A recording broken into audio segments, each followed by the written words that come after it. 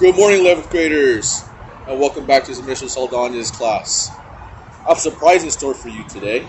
We're going to build upon yesterday's content, which was the correct golf stance and your preferred grip, by hitting actual wiffle balls today. We'll be doing this while learning a new skill and stroke known as chipping. Chipping is easy to execute, but it takes hours of practice to become proficient. Chip shots require a short swing with little force. It is a low trajectory shot intended to land on the green and roll closer to the hole when they're usually taken on the fairway.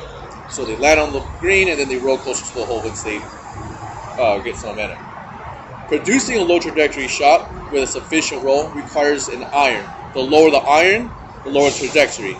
The lower the trajectory, the quicker the ball lands on the green and more roll is produced to the hole, which is what we all want. So the three cues for today are going to be keeping your shoulders square, almost making like a triangle, the top to the top and the bottom being more like a pendulum. You want to make sure that your weight is shifted to your lead foot, which is closer to the hole. And you want to make sure that your hands are facing towards the ball. So hands towards the ball.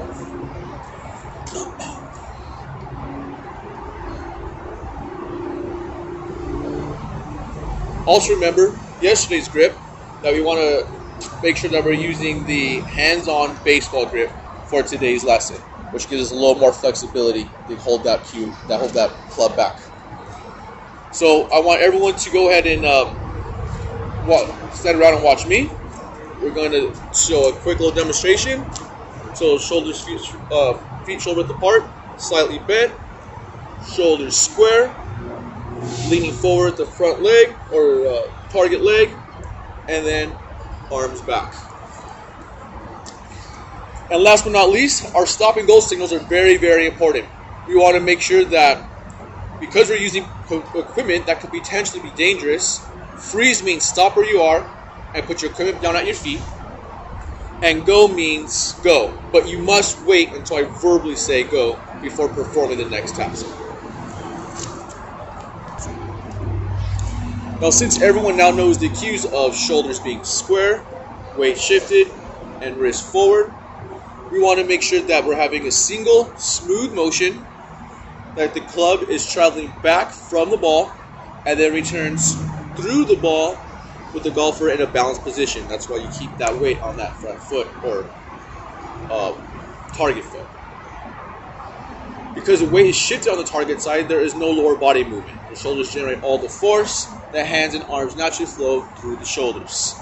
All right, now that you see me do a couple of practice swings, I want everyone to go ahead and pick up their 6 irons. Very good. We're going to go ahead and have everyone demonstrate their practice grip. With their hands out. Perfect. Just like so. And now I want to see a proper execution of the practice chip shot without balls.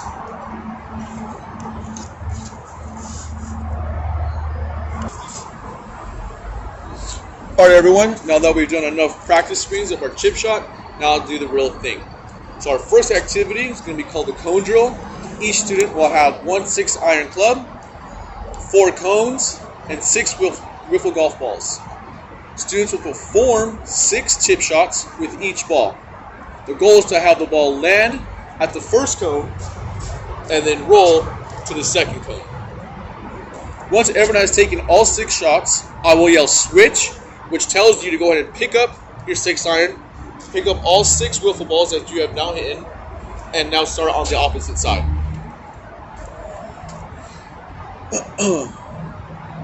Remember, it is very important that the students maintain their weight on their target foot. So a quick little demonstration.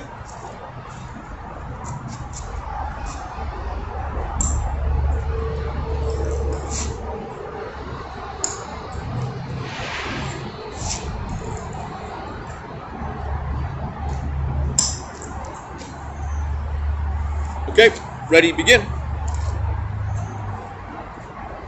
Freeze. All right, everyone. I want everyone to put down their golf clubs. Good. Turn around and face me where you're at. Now let's go and take a look at Julian and Sophia. I want you to notice that their chip shot of keeping their weight on their target foot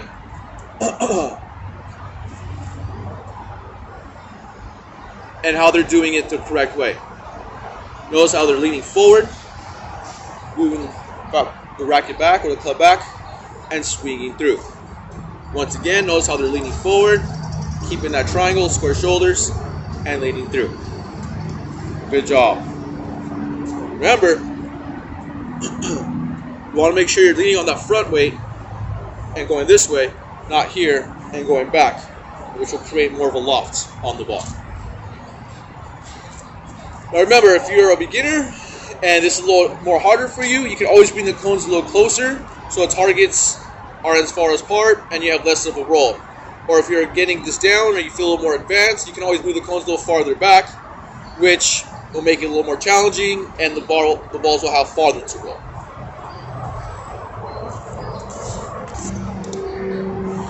All right, now that we've gotten 2 rounds done of our chip shots, we're going to go on into our next activity, which is going to be our chip swing analysis. What I really want you guys to focus on is we're doing the same exact activity, still hitting all the 6 balls, right? But what I want you to do is, I want you now to focus in on and make the proper adjustments needed to increase the probability of having the golf football balls land or roll within their specified targets. So if you're noticing that you're getting a little bit of loft, maybe put a little more weight on the front leg. If you notice that you're going a little left or right, maybe have your make sure you're nice and squared up or lined up with your target line. Okay? So after each shot, make sure you're looking to making sure you're making the proper adjustments to correct whatever you need to do so you're hitting that intended target. Ready and go. Good. Nice job, everyone. Keep it up. Okay. Go ahead and freeze. Good. Now, once again, I want you guys to look over here and make sure that with your target line, you're nice and parallel with your target line. If you see yourself going left or right of your destination, that's usually because you're not quite with your target line. My target line is straight with my goal right here. I want to be nice and parallel with my target line. If I'm off to the right, the balls will go to the right. If I'm off to the left, the balls will go to the left. All the motion is generated with the shoulders. So whichever way you're lined up, that's where the ball is going to go. All right, freeze. Go ahead and pick up your balls. Excellent. Okay, on this next round, what I want you guys to try to do is I want to see if you get 50% accuracy. So let's see how many times you're able to get the correct ball to land in the middle and then now roll on to the next cone. So y'all, let's see how many times you can actually hit or land the ball in the middle cone and have it roll to the second cone. We're shooting for 50% accurate here, guys. Ready and go. Good. Freeze. Okay, pull the equipment down. Everyone bring it in. Excellent job today, everyone. Very happy with your guys' progress today. So in closure, we're going to discuss the proper cues of a chip shot. So, first and foremost, what are the cues for a chip shot? Johnny? That's right. Shoulders are square, your weight shifted, and your wrists are forward. Which irons are recommended for a chip shot? Low or high? Low. Why? That's right. The lower the iron, the lower the trajectory. The higher the iron, the higher the trajectory. We want low irons to get more of a roll. Good. And why is it important to keep the weight shifted on the target foot, Miss Kitchen? That's absolutely correct. To help stay balanced. And last but not least, what is the purpose of a chip shot, Dr. Takala? To land on the green and roll either in or as close to the hole as possible. Well, that's it for today, guys. Hope you had a great time during our lesson. And tomorrow we'll work on some more golf stuff. Thanks a lot. Have a great weekend.